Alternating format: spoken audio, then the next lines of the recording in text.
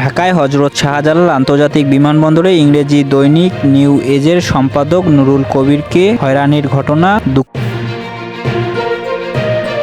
প্রকাশ করেছে পুলিশের বিশেষ শাখা এসবিও এ ঘটনার তদন্ত শুরু করেছে। ইতিমধ্যে ঘটনায় অভিযুক্ত কর্মকর্তাকে প্রত্যাহার করা হয়েছে। পুলিশের বিশেষ শাখা জানায়, বিগত শেখ হাসিনা সরকারের শাসনামলের ব্লক লিস্ট এর কারণে দুর্ভাগ্যজনক এ ঘটনা ঘটেছে। এ তালিকায় কয়েক হাজার লোককে অন্তর্ভুক্ত করা হয়েছিল যাতে তাদের বিদেশ সফরের সময় আটকে দেওয়া হয় বা বিদেশ ভ্রমণ থেকে বিরত রাখা হয়। অন্তর্বর্তী সরকার ক্ষমতা গ্রহণের পর পুলিশের বিশেষ শাখা আগের তালিকা থেকে রাজনৈতিক ব্যক্তি, ভিন্ন মতাবলম্বী সাংবাদিক ও অধিকার কর্মীদের বাদ দিতে শুরু করে। কাজটির বেশিরভাগই হাতে কলমে করা হচ্ছে, ফলে কিছু ভিন্ন মতলবী ও সাংবাদিকদের নাম এখানে রয়ে গেছে। তালিকাটি দ্রুত যাচাই করে সংশোধন করার চেষ্টা চালানো হচ্ছে। বিশিষ্ট সাংবাদিক নুরুল কবিরকে হয়রানির ঘটনায় আবারও দুঃখ প্রকাশ করে এসবি জানায়, বাংলাদেশ পুলিশ জনগণের বন্ধু। দেশ ও জনগণের সেবায় পুলিশ বাহিনীর